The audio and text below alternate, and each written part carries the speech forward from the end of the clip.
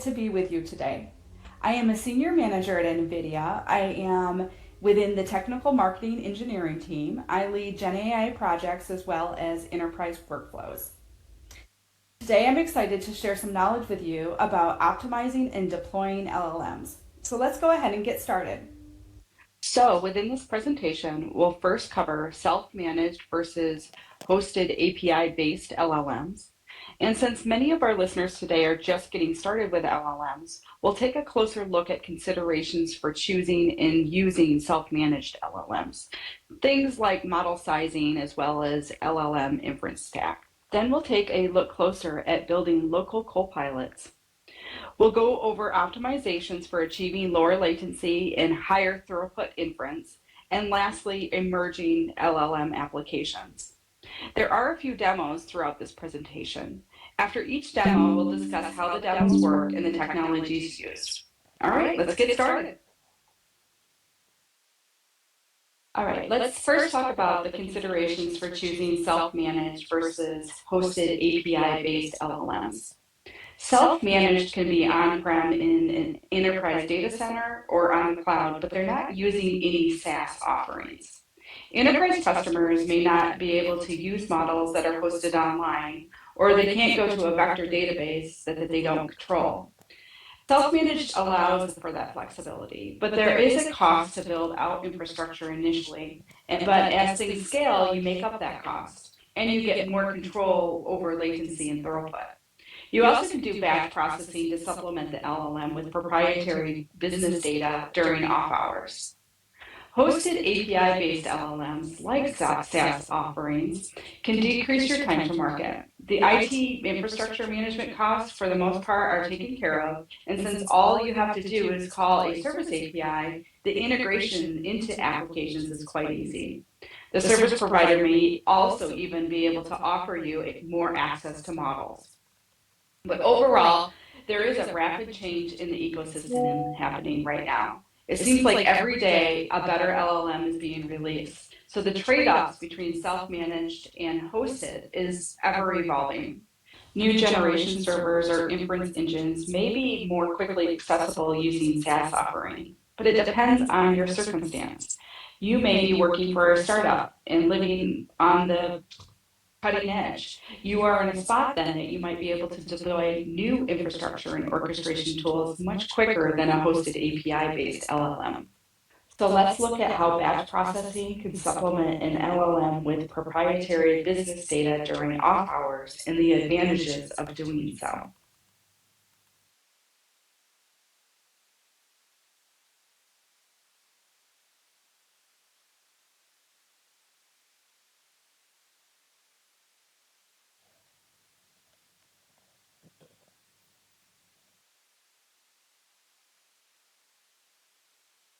On this slide, we are looking at a retail customer review use case. This is also known as sentiment analysis.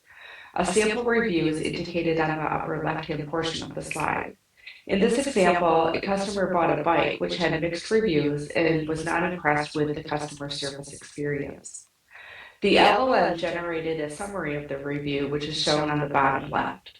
We then converted the reviews into sentence embeddings. On the slide, there's a visualization of the E5 large embedding space. This was reduced to 3 dimensions using UMAP and colored by cluster. Please refer to the scikit-learn documentation, which has helpful overviews of the many different clustering algorithms it supports and when each performs best. UMAP is a nonlinear reduction algorithm, meaning it can detect complex correlations between features. UMAP groups similar data and separates different ones. Then we apply a clustering algorithm, such as HDB scan, to identify those groups in the projected space to uncover hidden patterns. The results of clustering shouldn't be taken at face value, though, but it can provide useful information about your data so that you can further analyze and verify. On the right-hand side of the slide, there is a simple thematic summary of the clusters and actionable items. Embedding space is cleaner than many visualizations might be because we synthesized the reviews and we embedded the extracted summary info rather than everything in the text. So how is this done? This next slide looks a bit more underneath the hood. The consumer reviews were first summarized using Llama 2, which was then converted to an embedding using an embedding model, E5 large, which converts the contents to vectors and allows for the dense numerical representation of textual information. These settings are stored in a vector database. We then use clustering algorithms that's compatible with scikit-learn, which is machine learning in Python and open source, commercially usable using a BSD license.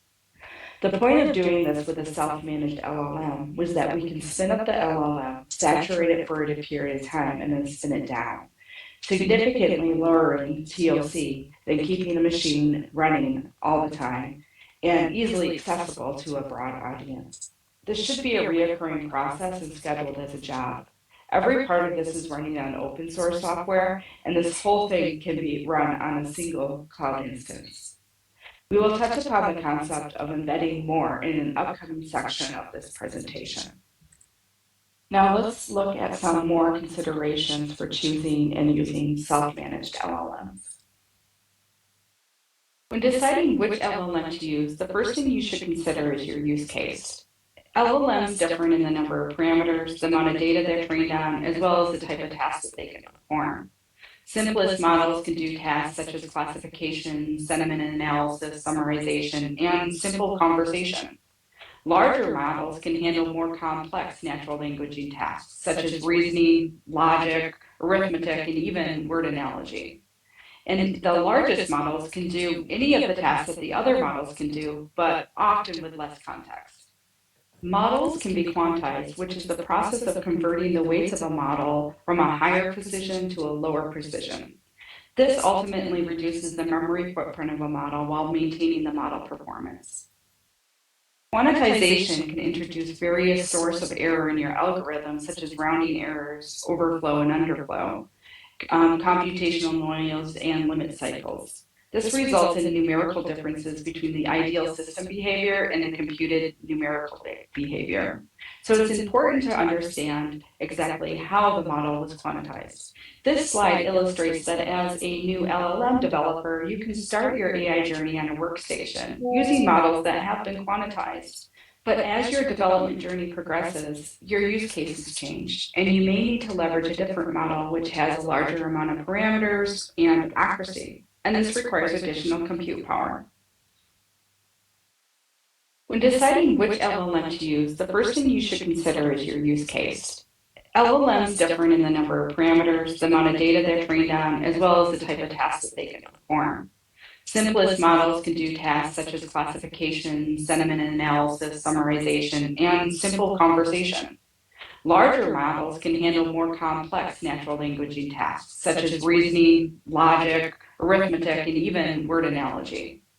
The largest models can solve the most complex problems in the most demanding applications. These models are the largest in parameter size. Models can be quantized, which is the process of converting the weights of a model from a higher precision to a lower precision. This ultimately reduces the memory footprint of a model while maintaining the model performance. But model quantization can introduce various sources of error in your algorithm, which can affect ideal system behavior. So it's important to always test your application just like you would within your normal development cycle. This slide illustrates that as a new LLM developer, you can start your AI journey on a workstation using models that have been quantized with up to 20 billion parameters. These can be deployed at the edge for domain-specific use cases and can offer low latency and high throughput.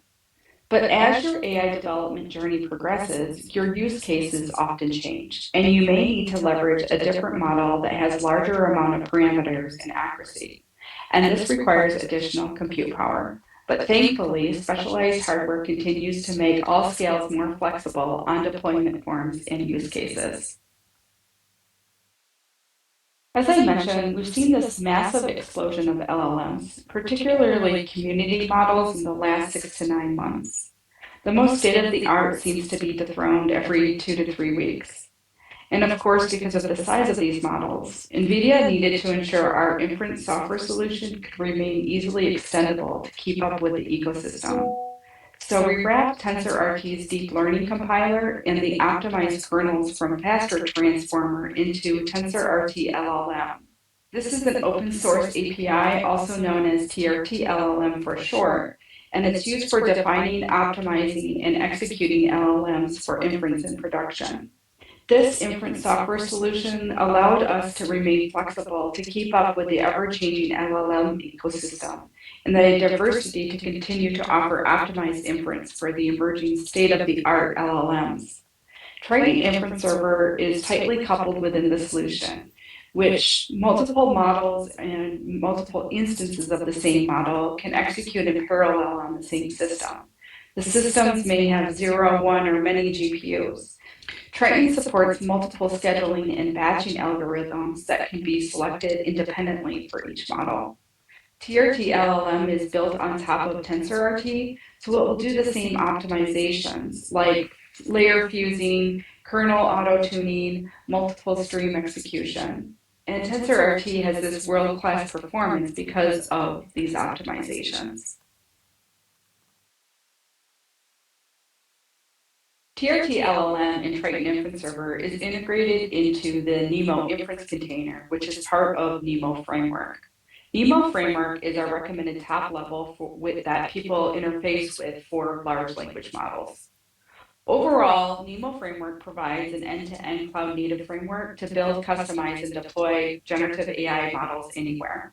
The framework includes training and inferencing software, guardrailing, and data creation tools. It supports state-of-the-art community models as well as NVIDIA pre-trained LLMs. It is part of NVIDIA AI Enterprise Solution, which is the runtime for production AI. We will talk more about NVIDIA AI Enterprise a bit later in the presentation. This next slide shows the NeMo framework a bit further. Highlighted in the framework box are the components for inference. On the left are several choices of NVIDIA AI foundation models. These include community models like Llama 2 that are optimized using NeMo, as well as a new family of NVIDIA GTP models that can be leveraged to create chatbots with multilingual capabilities. Developers can serve these models for accelerated inference. LLM applications make requests to the inference server using gRCP or HTTP. And these applications are sometimes referred to as copilots. So now let's look at a couple of examples of portable copilots. This LLM use case is that the user needs flexibility and wants to reduce the amount of dependency on the internet as well as third-party uptime. They would like a tool that helps them with daily development challenges. They want a copilot that runs locally, so the data should have that flexibility as well. Earlier, we spoke about model quantization. Llama with quantization can operate more efficiently on devices with limited computing capabilities, such as smartphones or IoT devices. This significantly expands the use case of Llama, and it enables its development in domains where computational power was previously a barrier. Here are a couple of examples of copilots. On the left is a copilot that's running in a browser. The first copilot is directly leveraging an LLM for conversation summarization. The user can also interact with the copilot by asking questions, and the answer is streamed back using in-flight batching. We'll talk more about in-flight batching in a bit. On the right side of the slide, we're showing a chatbot within Visual Studio.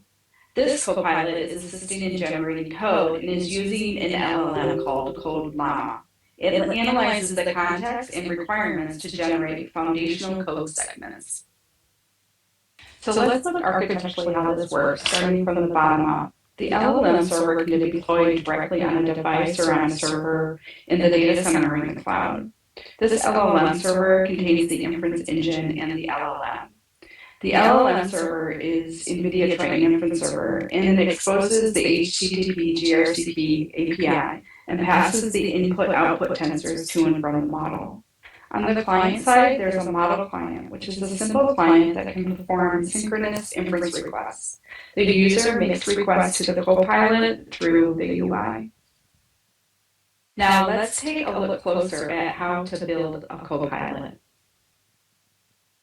Here's the NVIDIA sample reference solution that my team built, and it is available to you today. It assists developers to employ a technique called retrieval augmented generation, abbreviated as RAG, which enhances the accuracy and reliability of the LLM with facts that are fetched from a vector database. RAG begins with a knowledge base of relevant, up-to-date information. Since data within the enterprise is frequently updated, the ingestion of documents into the knowledge base should be a recurring process and scheduled as a job. Next, the content from the knowledge base is passed to an embedding model, which is an E5LV2 in the case of this workflow, and it converts the content into vectors referred to as embeddings. Generating embeddings is a critical step in RAG. It allows for dense numerical representation of textual information. These embeddings are stored in a vector database. In this case, it's MILVIS, which is GPU accelerated using Raft. So when a user query is sent to the inference server, it is converted to an embedding using the embedding model. This is the same embedding model that was used to convert the documents into the knowledge base. So again, it's E5L4V2. The database performs a similarity semantic search to find the vectors that most closely resemble the user's intent and provides them to the LLM as enhanced context. Since MILVIS is Raft accelerated, the similarity search is optimized on the GPU. And lastly, the LLM is used to generate a full answer that's streamed to the user. This is all done with ease via LangChain and Llama Index. LangChain allows you to write LLM wrappers for your own custom LLMs. So we provided a sample wrapper for streaming responses from the TRT LLM Llama 2 model running on Triton Inference Server. This wrapper allows us to leverage LangChain's standard interface for interacting with LLMs, while still achieving fast performance speedup from TRT LLM and scalable and flexible inference from Triton Inference Server. A sample chatbot web application is provided in the workflow, so you can test the chat system in an interactive manner. Requests from the chat system are wrapped in API calls, so they can be abstracted from other applications. This RAG sample reference solution is available on GitHub today.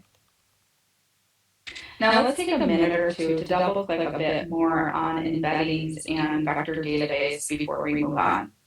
As you know, the most obvious example use case for LLMs is the internet search engines. As users, we expect the search results to return links and documents that are highly relevant to our queries. What makes modern search engines work really well is that they have ability to match the query to an appropriate result, not just keyword matching, but by semantic similarity. So on the slide, you'll see a query that is sent. Who will lead the construction team? Chunk 1 shares the answer. The construction team found lead in the paint. Chunk 2 shares Ozzy has been picked to lead the group.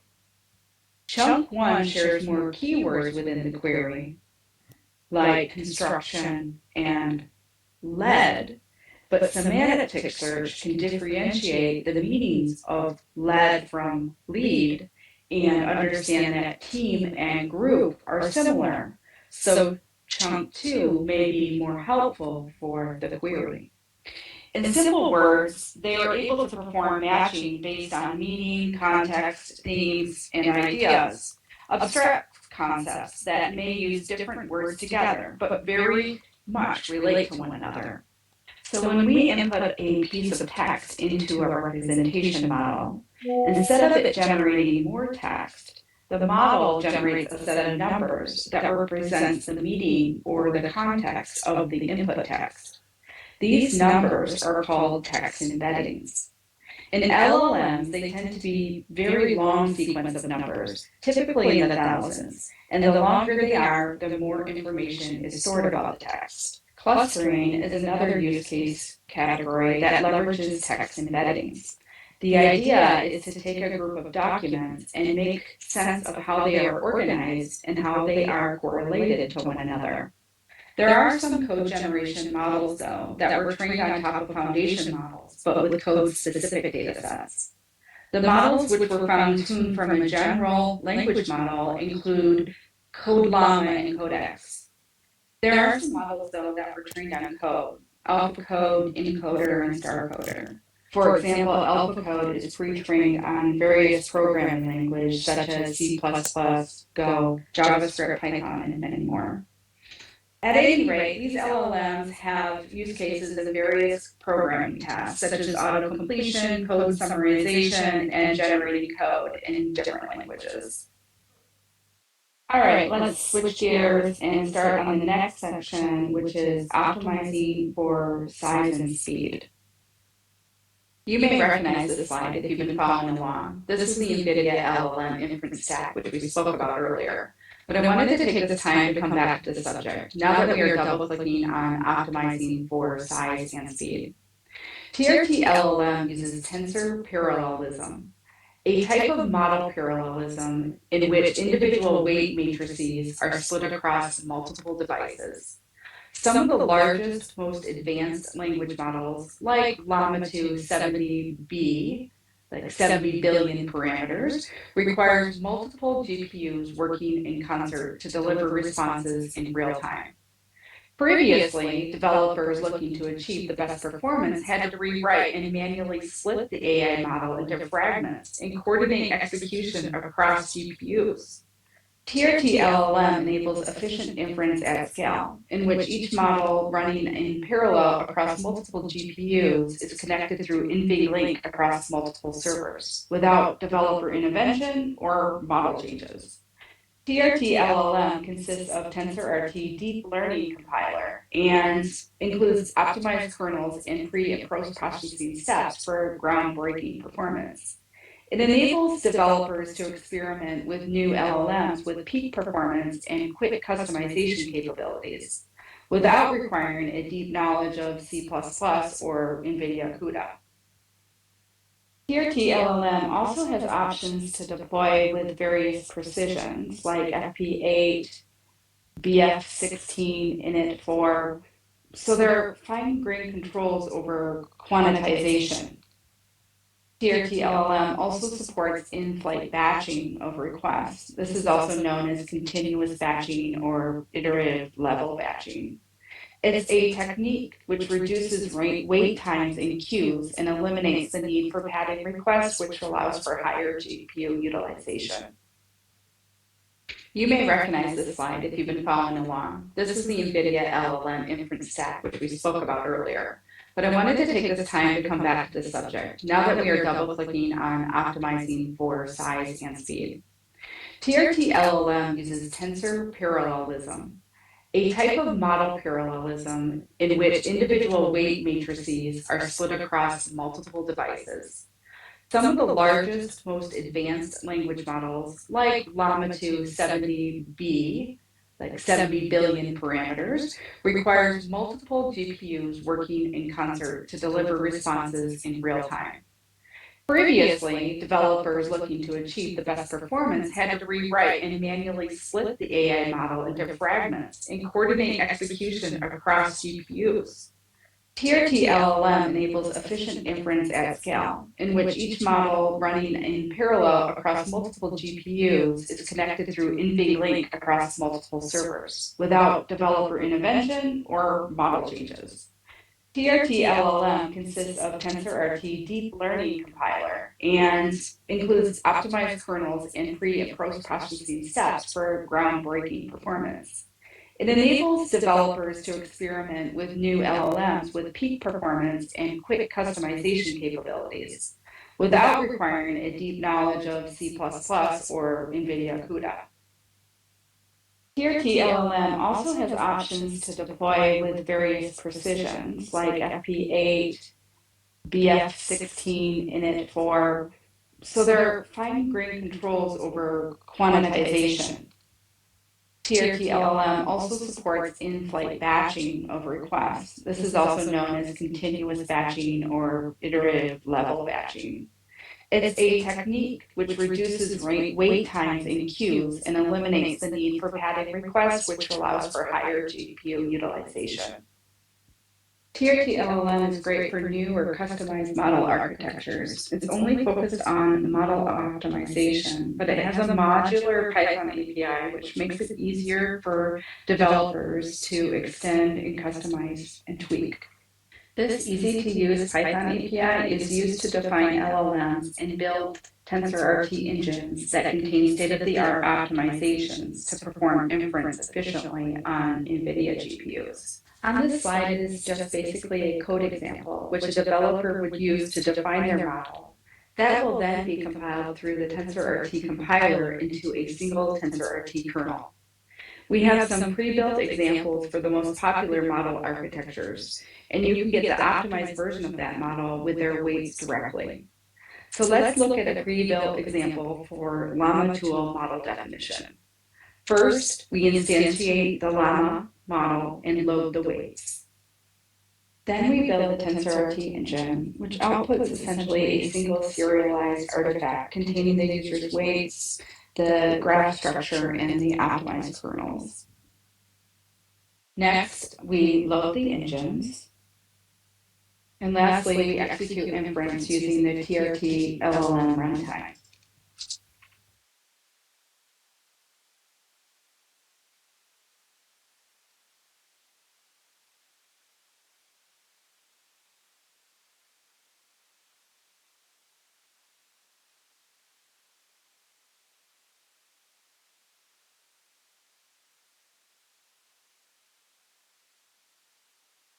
Earlier, I briefly mentioned in-flight batching. This feature and the additional kernel-level optimizations improves GPU usage and doubles throughput, which can help reduce energy costs as well as minimize TLC.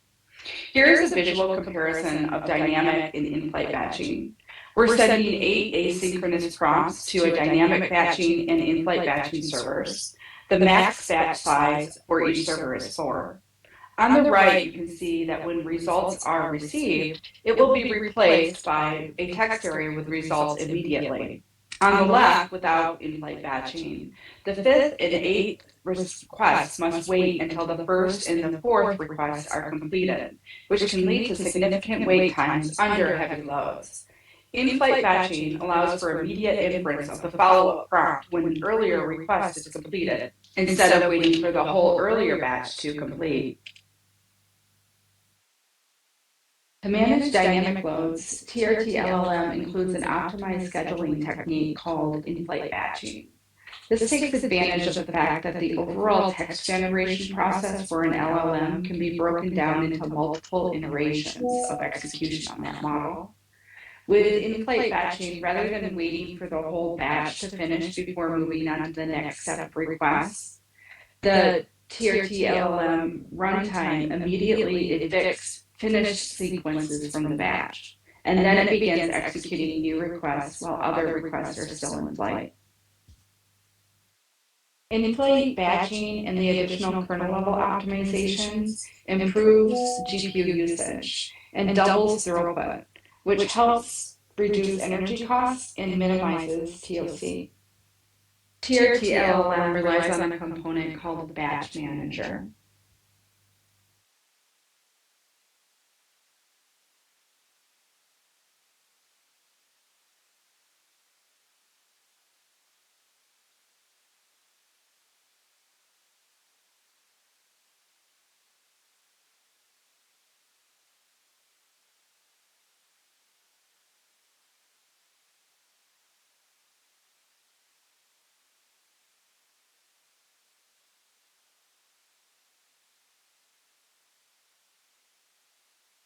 Earlier, I mentioned that TRT-LLM has options to deploy with various precisions.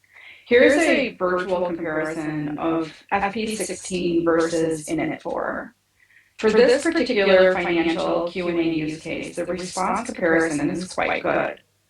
But overall, it's important to test your AI application for your use case, just like you would do anyway within your development cycle. But model quantization can often result in better throughput and latency, as well as help with portability and scale. You can run an LLM on Windows and it will give you the similar capabilities to ChatGPT, but it doesn't go out to the cloud. It runs directly on your Windows machine. This provides low latency and is applicable to some cases like digital assistants. Since you can run it offline, it has high availability and it can even be used on an airplane.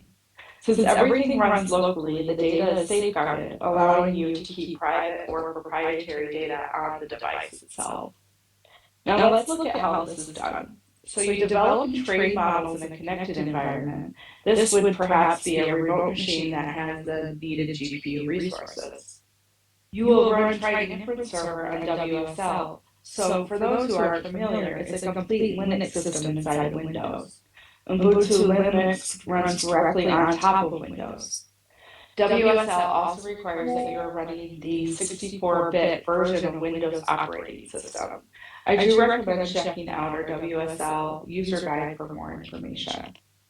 Once you set up WSL, you can install the Triton Docker image, create a model repository, and then deploy the model locally to your Windows machine. Since you use NeMo framework, the model was compiled through the TensorRT compiler. And the TensorRT LLM will accelerate your LLM inference.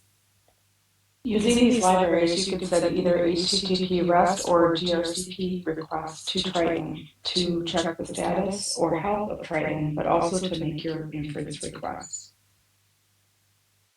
You can run an LLM on Windows, and it will give you the similar capabilities to ChatGPT, but it doesn't go out to the cloud. It runs directly on your Windows machine.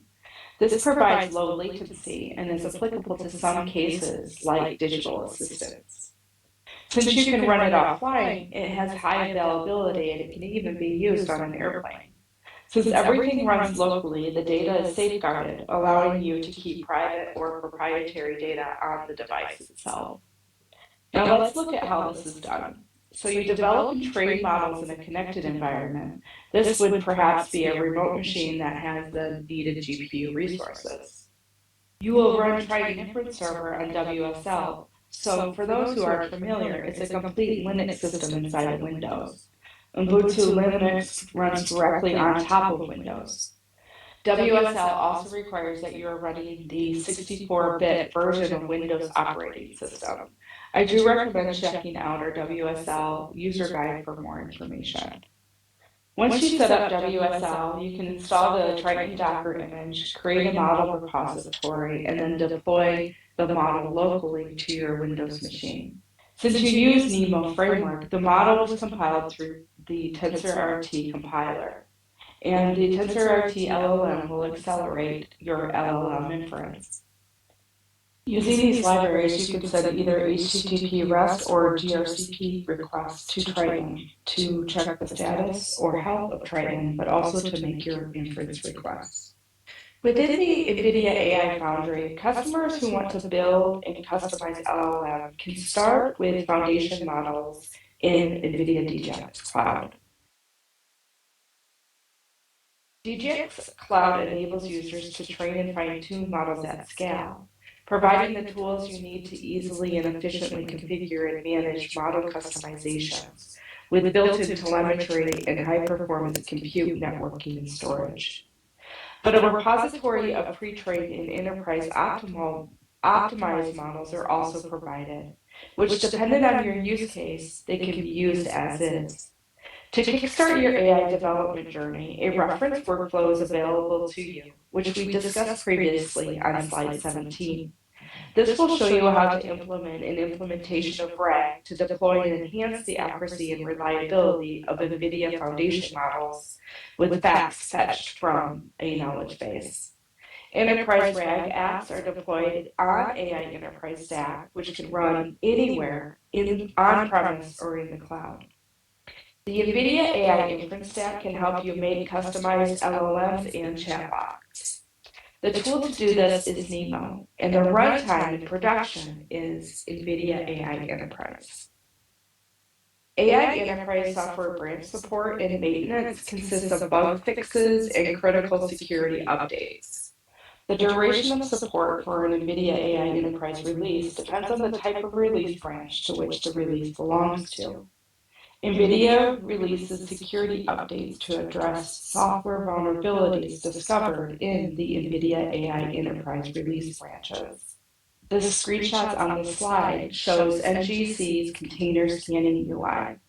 The bug fixes and security updates are made available to AI Enterprise containers, and this is shown on the right. This provides enterprise risk and security assessment processes to ensure all container images being used in development or in production have been tested for known vulnerabilities. Containers pushed to the NGC catalog undergo scanning with the NGC Container Security Policy. The security scans include checks for such information like out-of-date software packages such as vulnerability scans, metadata checks, such as open ports specified in Docker files, and cryptographic key material leaks. The scanning policy for CVEs rates the severity into critical, high, medium, and low vulnerabilities using the Common Vulnerability Scoring System, CVSS. Now that we've reviewed some considerations for running your own LLM, I wanted to quickly cover some emerging LLM applications. I'll first start with a demonstration of multimodal LLMs. Multimodal vision language model understands text and images and generates informative responses. Multimodal systems can provide a more flexible interface, allowing you to interact with them in whichever way best works for you at the moment. Multimodal language models will unlock new applications that were previously impossible with text-only models. Not only do multimodal LLMs improve on language tasks, but they can also accomplish new tasks such as describing images and videos or generating commands for robots. Here on the screen, I am logged into NVIDIA's NGC catalog. This is a tool which you can use today to play around with NVIDIA AI Foundation models. I'm connected to the NeMo Vision and Language Assistant, which uses a multimodal LLM. I can choose the size of the model here within the drop-down.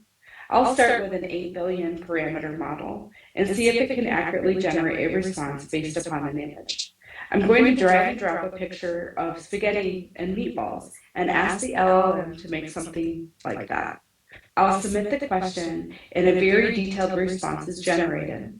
It's streamed back to me using in-flight batching, a technique which you all should be familiar with as we've covered this and you've been following along. Let's go ahead and try this again, this time with a bike. I'll use the same 8 billion parameter model and then submit a different question. What is wrong with the subject in the image and what can I do to fix it? The answer was successfully streamed back to me. This was a simple example of how multimodal LLMs can accomplish new tasks such as describing images. One of the ways to handle multimodal data that is gaining popularity is the use of multimodal agents. An agent is a software entity that's capable of reasoning and autonomously executing tasks. They don't just compute, they understand, reason, and then act, drawing from a vast reservoir of information. LLM agents propose a chain of action techniques, leveraging a series of intermediate previous action histories and future action plans to help the agent decide what action to execute. Plugins enhance the capabilities of these models, making them more versatile and better equipped to address a wider range of tasks, from creating Jira tickets to adding groceries to a shopping cart. ChatGPT has plugins as well as LangChain, and you can also create your own plugins for your agents. Well, I guess that's a wrap. I hope you enjoyed the LLM Developer Day and running your own LLM session. Please stay on for a Q&A session to follow, but here are some helpful links to continue your AI journey.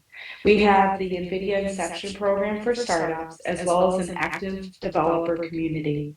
Don't forget to check out our Deep Learning Institute for self-paced courses, as well as instructor-led workshops. If you sign up today for a workshop, you'll receive 25% off with your LLM Day registration. And don't forget to use the code on the slide. It has been a pleasure presenting to you today, and thank you for attending.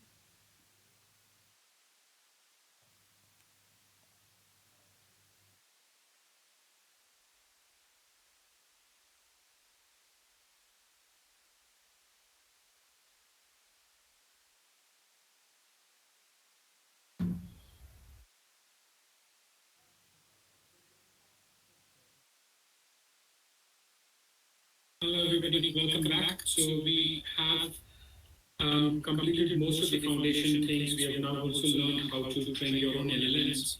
And I hope this three sessions has put a good foundation for all of you. We have some time now because the session ended a little bit earlier. We have some time for additional question and answer sessions, followed by another general Q&A session after this break of the session. So what I'm going to do now is specific to the session. We have some questions. I'll leverage this time to a little bit more elaborate on that and take additional questions from you in the chat as it comes along. So I request you all to improve the Q&A into this session as fast as possible so that I can take as many questions as you ask us. Um, so let me start with what's available immediate questions. Um, First one is again a continued question on RAG. Is RAG good for tabular data? So Ninad or Raman, any of you can. Yes. Neil, would you like to go ahead? No, no, go ahead.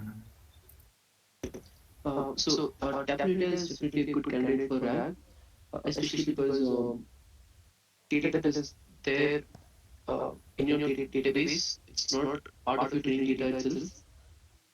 So the best way to integrate Tablet data into your RAG application would be to two ways. One, directly pass this Tablet data in a structured format. You could use dashes to separate columns, etc. The other way, which a lot of people are using right these days, is just give the metadata of the table as your context, and then ask the model to generate a code, and this code can be then executed to run some pandas queries on these tables. So both approaches are useful. The second approach, especially if the table is quite large. Right. Thank you, Raman. So there is one question which I think you might have to elaborate a little bit because this is covered definitely in the sessions, but the clarity probably was missed out between the sessions to many folks. So the question is, does multi-model models use vision models under the hood? Obviously, generalize it for not necessarily just vision models also, right? As we go more aggressively into multi-model, not just get limited to vision models. And the additional question on this, is there a fine-tuned multi-model model from NVIDIA for biomedical domain? Okay. So the first part, multimodal models do have a vision model associated with them. What happens is you have a built-in LLM architecture, and it is again transform architecture. There are two ways people typically attach a prompt vision model to this. A vision output from a vision model like a vision transformer can be used as embedding to the LLM model itself. That's a simple case. In more complex models like Neva, what happens is the models are connected layer by layer using cross-model attention layers. Um, Coming to the second question, right now we don't have any multimodal model for biomedical domain, but if there is any public model based on Lava, which is fine-tuned for biomedical domain, you can actually bring it into Nemo framework and use it. Thank you, Raman. I think probably what will also be good this thing to clarify so that we don't have that is to expand on where to use vision models versus latent diffusion type of models, right? So that the clarity of generating images versus understanding context from the vision data is clear enough. Thanks for bringing that up. That's actually a good point. So within Nemo framework, we actually have two different flavors of Nemo. One is the multimodal Nemo containers, where we have models for image generation, where you can either go from text to image or even image to image. So the models like stable diffusion, text to pixel are supported there. There's another kind of model which is more for multimodal chatbots, where you understand both text and image, but you only generated text out of it. Mods like Neva, etc. So both of them are present within Nemo. Great. Thank you. Nina, do you want to add anything or I saw you shaking your Yeah, head? multimodal data, when like Raman said, the embeddings from the vision model is use to give the input for the NLP model. So they that can be also done through attention mechanism and also through a shared classification layer. So the common layer will generate the output from the vision, and that will be acting as a the shared classification layer will be acting as an input to the NLP model. Okay, great. Thank you for clarifying, Nina. So one question is here, which I didn't fully understand that question contextually. So can this be run online or need cloud power? So whoever has asked this question, can you please further additionally clarify? But I'm assuming the question is on inference on the LLM. Nemo using Nemo only, I guess, because there was a previous question based on Nemo can be run locally or not. So I think that is the same, like similar question. So, right. Depends on the model size. If the models are smaller, anywhere from 2 to 7, 8 billion parameter, it is possible to quantize it a lot and run offline. When you say offline, I suppose you mean RTX GPUs. It is Yes. possible, but for larger models, uh, like a 30 billion or 70 billion parameter model, you do need A100s or even H100s. Yeah, we And these are would typically like. in a Next question is on what we're doing in approach to TensorRT. Question is TensorRT and LLM and Nemo framework, are they free to use? I thought you clarified this sufficiently, but please do explain. Now, the ask is to train a small model and deploy it in their own environment. Will I require both or just the framework? So I think some clarity still is not come out on A, the business model which we have, and B, what is used for what. Okay, I'll try to clarify the positioning of all these tools. So within NVIDIA, for LLM specifically, we have several different tools. Like you heard about guardrails, etc., right? So Nemo Toolkit, which is completely open source and free, is a tool for training and customizing LLMs. Instead LLM, again an open source tool, freely available on GitHub, is used for deployment and inferencing. Both of these tools together form part of a bigger framework called the Nemo framework. Now, all of these are free to use. You can use them to train and deploy models. When you develop these models, these are free to use. If you want to deploy it in a production support in a production environment and you require LLM to support and SLAs, etc., in that case, we do have a license called the NVIA license, which you can also purchase. Let But me basically, clarify. Nina, do you have time to say sure, go ahead. something more, or otherwise I wanted to clarify a little bit so that there is no ambiguity on this. Nina, please go ahead.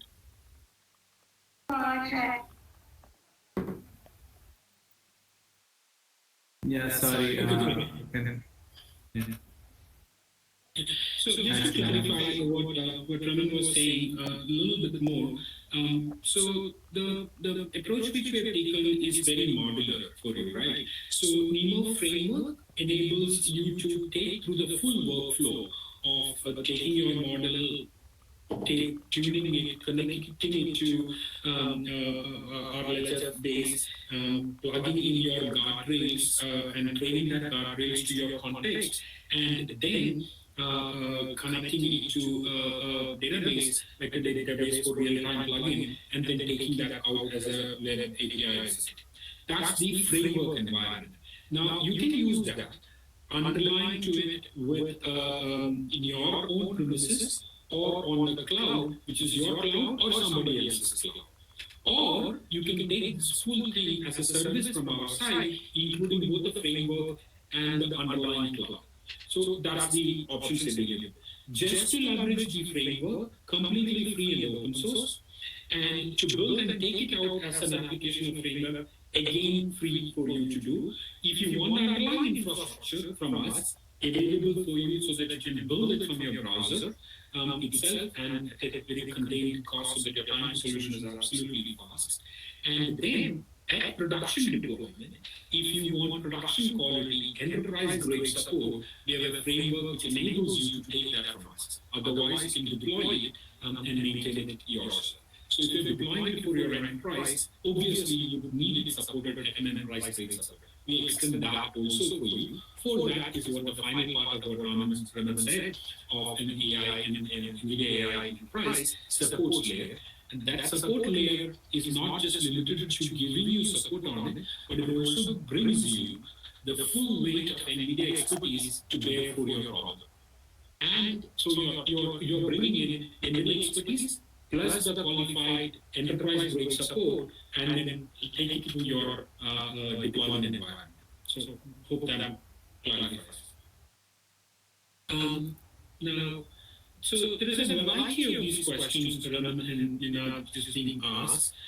So basically, it has two components in it, right? One is whether the application, the LLMs can be trained on their workstation using a variety of GPUs which they have, from 3090s to RTXs.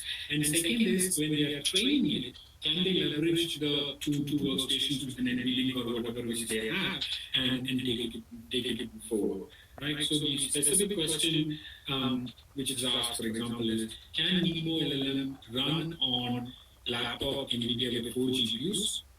I can run the Mistral 7D model using 4-bit quanta by offloading a GPU less and get the response in 45 seconds. Right? An additional question, similar lines to extent. We combine both of them and answer maybe so that right? With a dual 13 is connected with an NVLink, what is the largest model that can be deployed on this configuration? Right? Right. So, dual 3090 gives you around 40 GPU space. That's a significant amount of GPU memory, right? So you can deploy much larger modes like 7 billion parameter Java mode. This again has to be in FP16. Moving on to the second part, can we use extreme quantization like 4-bit quantization to compress it a lot and deploy it on a single GPU, etc.? It is possible, definitely, but there are some trade-offs. First trade-off is such extreme quantization leads to a loss in accuracy. Some of our customers have tried this, and the accuracy they were getting, especially for code engineering,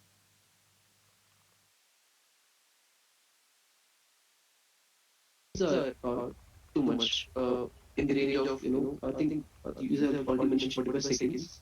It ranges from 45 seconds to more than a minute. So yes, if you're trying to just get your hands dirty with LLMs, experiment with them, feel free to go and use them. It is definitely possible.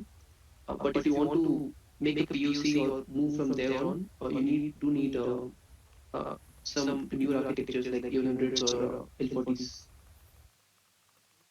Yeah, and also to add on to that, you have to like sometimes use data parallelism or model parallelism to attain this using both GPUs and training it.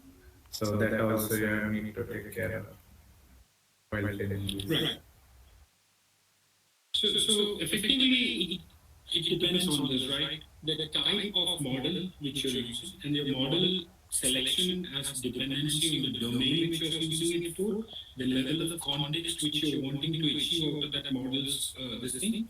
And second component that you have is the time which you want to spend to get to the level of accuracy or solution which you want to achieve at that level. So that will define your infrastructure. So it's not a very easy to answer question without the background of what you're trying to achieve answer. Okay, let me move on to the next question. What is the sequence of data ingestion in a multi-model approach? Is it like sending image embeddings as a system prompt, or so as to speak, and sending prompt as a user message? Or is it a prompt and image embeddings which are somehow merged to make one prompt?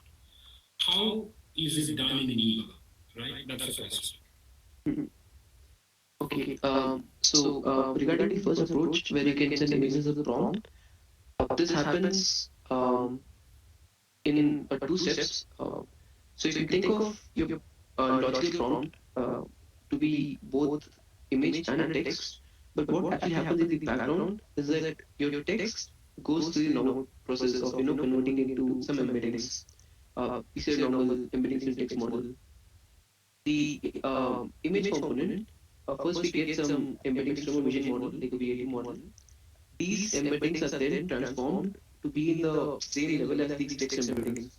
Then you just concatenate them together and it then follows the regular procedure. Now, Neva is a bit different. Rather than transforming it to the embedding part, it is directly transformed at every layer of your model. So that's a bit complicated, and hence it gives better performance also. Right. And the Nema is also early experimentation from our side. They are improving on it further. So if you have interest in Neva or find it a little bit difficult or complicated to use, give us feedback. We will take it to the product team and further get that incorporated into our next generation inevitably.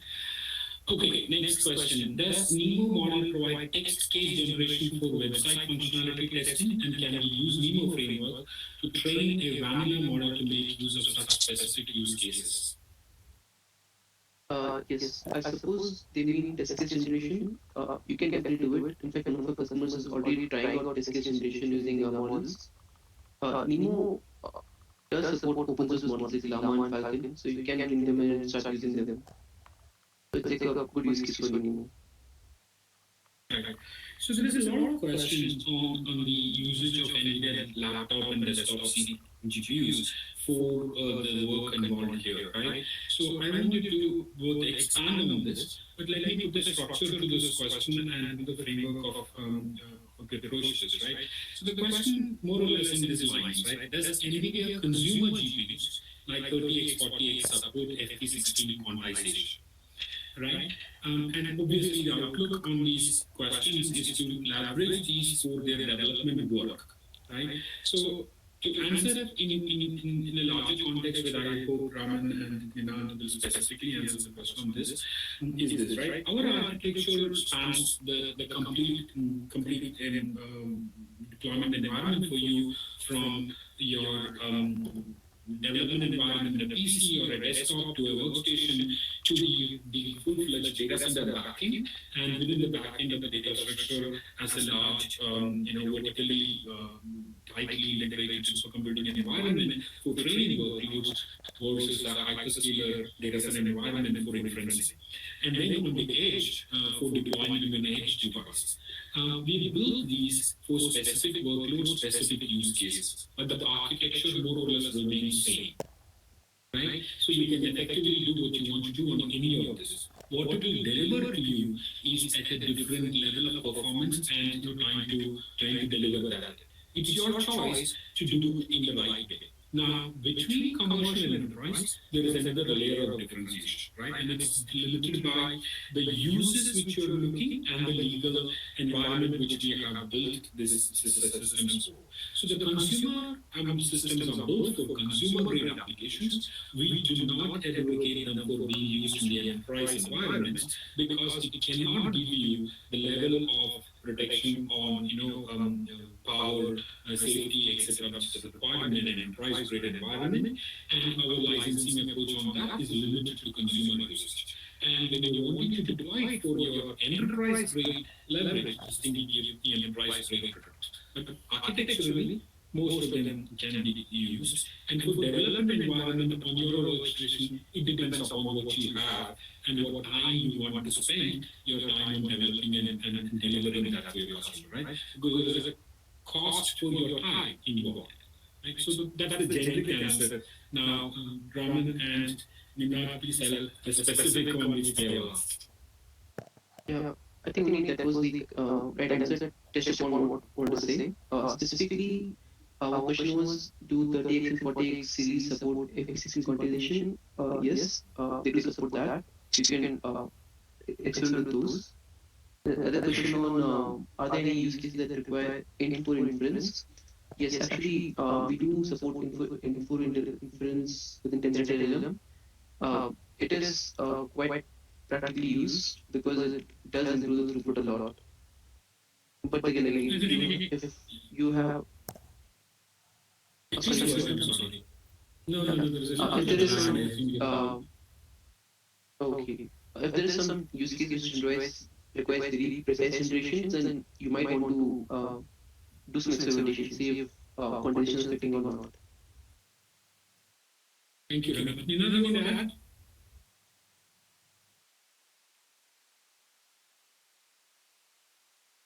Okay. No, the So, answer is right. right. So there's a question on, are there any trained models for log, pre-trained model rather, for log analysis? Another similar question, model, is there any model which generates application design diagram with icons? Okay. So these are some very specific use cases. We don't have specific models for that, but I'll talk on the broader level.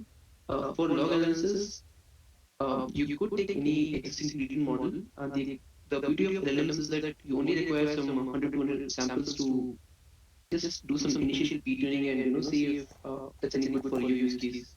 Similarly, for design diagram with icon, there are stable diffusion models which work well out of the box. But for your use case, you can start with some fine tuning. Okay, great, thank you. So there's one question further on this new TensorRT use models. I think if you can finally clarify that, a lot of questions on that will be getting answered, right? So is it possible to use NEMO and TensorRT as a standalone on their own right? And the additional follow-on question on this, so I can use NEMO as a framework for working with LLM, but I can use parallel processing using my own distributed clusters. Yes, that is the understanding is correct. In fact, when you do get access to Nemo framework, we provide two different document. One for called Nemo framework training, which has Nemo pre-installed. We also provided a Nemo framework inference container, which has TensorRT pre-installed. So they do come as separate packages, and you can use them for different purposes. Right. Thank you, Raman. So there is a question on installing CUDA on WSL, which they're saying is not easy. I assume that the Triton inference server still needs a good CUDA driver on WSL. It's very specific, so either of you know, can you? Um, I'll have to take a look at the question once. Basically, installing CUDA on WSL would not easy. That I'm assuming Triton inference server still needs a good CUDA driver on WSL. I think this question I'll probably have to get back. Anuya, do you have any idea about this? If you have encountered this in the stream? Yeah, like these we use in gRPC pipelines. WSL works with CUDA drivers, latest versions, but with for Nemo and all, I have to check. Okay, I think, thank you, but I think that you'll have to specifically answer for whether it's available to Nemo or not, but maybe we'll have to take it offline. One question additionally now on, can you talk a little bit more about knowledge graph versus vector DB? There are a lot of resources about the vector DB, but not much about knowledge graph. When to use this, how to create, recommend model, is Nemo supported? Right. So knowledge graphs are a great way to add some external knowledge or sometimes social common sense to your models because most of the knowledge graphs are around common sense knowledge around the world. Uh, with that being said, knowledge graphs in LLMs is still more of a research topic than something that's being implemented directly. On the other hand, vector database is something that a lot of people are actually using on the POCs and live projects. So between the two, I would suggest that for most of the use cases, you can get away with using your vector database. Um, and this knowledge graph is still kind of growing up and coming area. Right. Thank you. Question on, can today's LLM models be used in public services that request access for personal data? If yes, how are possible security problems managed? And additionally, if it is yes, then can you give some real examples of LLM use in public services? Okay. So the first part is, can today's LLM models be used in public services that access personal data? Okay, so this is obviously a tricky area to work with. Uh, First of all, we need to ensure there are some strict mechanisms that ensure that LLMs can't be hacked into giving the public data back to the users. That's why we have mechanisms like guardrails which prevent that. The second part regarding the usage of personal data within LLMs, This has to uh, go into how securely we're deploying these models. That's where our TensorFlow LLM and Trident server comes in. So you could deploy this within your private networks so that you have more control over how secure the network is. One additional question on embedding. So, does the choice of embedding model depend on LLM of choice? I would say both of them are a bit separate. The choice of embedding model depends more on what kind of context you want to retrieve. And as long as the context that is being retrieved is good, you can go ahead and use any other LLM model. I'm not sure about this question, so please answer this. Is there a version of RAG using TensorRT, LLM, and Llama Index for non-Windows platform, like Ubuntu or other Linux? I don't know. I have questions. Actually, it's the other way around. We Yeah, that's what I was the wondering. application that we have. Right. So the workflow that I was initially talking about, where we have open source the RAG workflow using TensorRT, Triton, and LangChain. This is based on Linux, but then again, we do provide Docker containers, so you could run them on Windows also. Some of the examples which we have mentioned in this session, they're asking for GitHub links. Do any of you have some of those GitHub links which you can quickly share?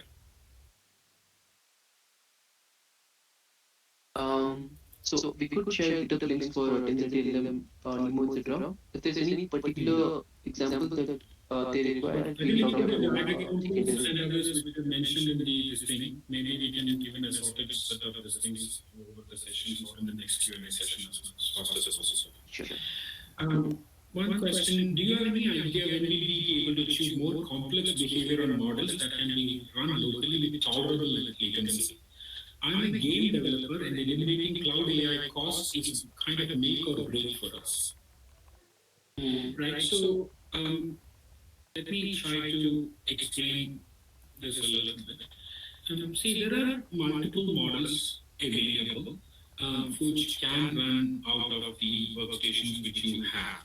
But like the earlier itself explained, it depends upon the context which you want to embed into, rather the level of context and accuracy which you want to give to the model, and the outcomes which you expect the model to work in. So it's a little bit of a very specific question, right? You'll have to calibrate based on what you want to exactly achieve. But from a specific game development perspective, if you have anything incremental to add, Raman and Nina, please do that. There's a lot of interest from the gaming developers on this. And I think what is also coming up is there is a lot of developers being requested by the gaming development community to help them with LLMs for their system. So both of this is coming in, that's where the question has relevance. Yeah, that's actually a quite relevant question. I can answer this under the assumption that maybe in the game development process, you're probably using LLMs to probably generate dialogues for NPCs, something like that.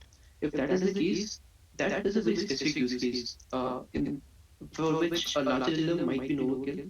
So you could easily distill a larger model to a smaller model, or in fact, use a smaller model to fine tune it and use it. Now, a smaller model can easily be deployed on-prem with much lower latency. So that would be the suggestion. You might want to consider if a large model is too much of an overkill for the use case. Okay, so let me take additional two questions on local GPU outlook. So for local experimentation with the local GPU, is Windows or Linux an easier environment to get up and running? Right? And additional question, sorry, let me ask this also and then you can answer.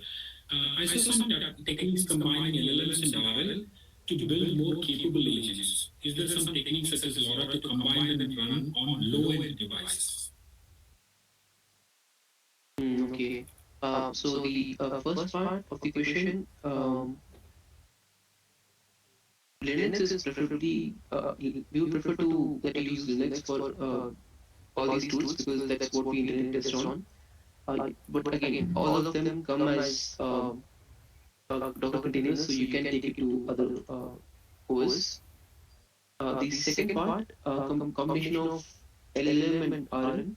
So I'm assuming you're not talking about RLHF, but rather regarding agents. There is some Learning machine learning, work being done. not relative. You Right. Yeah, actually, So there is some work. Jetson devices can be used like for deployment and inference purposes. So for that, we have our Jetson AI playground. You can search and get all the state of the art models there. In those Lava, Llama, all these things you can deploy, and you can see like you can integrate the reinforcement learning into Isaac Sim and deploy using to a ROS 2, Isaac ROS 2 to communicate with the robot. So, like for low end devices, this can be a good pipeline. Maybe Nina, you have to explain a little bit more on Isaacson, maybe a minute on that, and then give them the link on Isaacson also, otherwise they would have missed the context. Yeah, so Isaac Sim is NVIDIA's SDK for simulation of your robots in an indoor environment. So, whenever you are trying to, so we have Isaac Gem, which has this reinforcement learning feature. So, in this Isaac SDK, you can have the 3D model of a robot and you can simulate the whole environment and all the actions in that platform. And these LLMs, these also include the Python codec. Like you can code using Python all the arms and all the features of a robot, and use this reinforcement learning to deploy the model, train the model, and deploy using the Barracuda engine. And this TensorRT engine file that we are generating, this can be further deployed in a Jetson device that is a low-end device, and we can get the proper result out of it. So I'm running out of time now, guys. So what here is, let me give you a little bit of housekeeping this thing. So everybody, some people asked also, can you introduce ourselves again? So my name is Umi Krishnan. We have on screen here Raman and Ninad also. This session we will close in the next 3-4 minutes time. But after that, at 12:30 India time, we have a Q&A session where all our panelists, expert panelists, which has been answering questions for you over these 4 sessions, will be available. So please join that session, which is the next session. If you have not registered for that, please do definitely register. I want to make it a little bit more interactive and combine all the sessions, questions, and maybe take a little bit more expanded questions in that session. So my request is, please do definitely join us for the next session, and then prepare your questions which we have not covered out in this session to be asked upfront earlier itself, because we are selecting this a little bit randomly because there's so many questions being asked. So if you prepare for your next session properly, we will be able to do better justice on that. Right, so I have just another 2 minutes for this session. So let me take 1 or 2 more questions and close this up. So first is a relevant question for learning, Raman and Nina, which is basically, where can I learn more on Raft? And I think what we need to do is to give them the links for Raft, both the repository and also the page for the this thing. If you could share that on the chat, that will be really great. There's a question on embeddings. For tested embeddings, it's very well known, but for SQL schemas and statements, which LLM models would work best for retrieving the relevant context. Which one will work for SQL and statements is the question. Okay. I have to do a bit of research on that. So far, our customers who are working with digital schemas, they are using MD5 and they're able to get meaningful results. As far as I know, we don't have any specific embedding model for tables. But yeah, I'll try to see if I can find some and we can share in the next session. Any comment on handling lost in the middle problem with LLMs by handling long passages? Right. So there's actually a technique for that. It's also implemented within Llama Intel itself. So when you have quite long passages, the idea is to chunk them down into multiple chunks, and for each chunk and the question fed, you generate an answer, and the next iteration you also pass the answer along. So with each chunk, you keep enhancing the answer. So at the end of your iterations, right, you have an answer which takes care of all the different contexts in this long passage. It's called as like Perfect. I think we learning to both. summarize something like that. Yeah. Sorry, Raman. But I think you answered it. I'm totally run out of time now. So we will log out and then join back at 12:30 for the session on expert listening. So I'm hoping all of us will be there and we'll be able to answer most of your questions in detail out there. Thank you very much. I hope all of you enjoyed this, and we'll be looking forward to seeing you for the next session. See you. See you.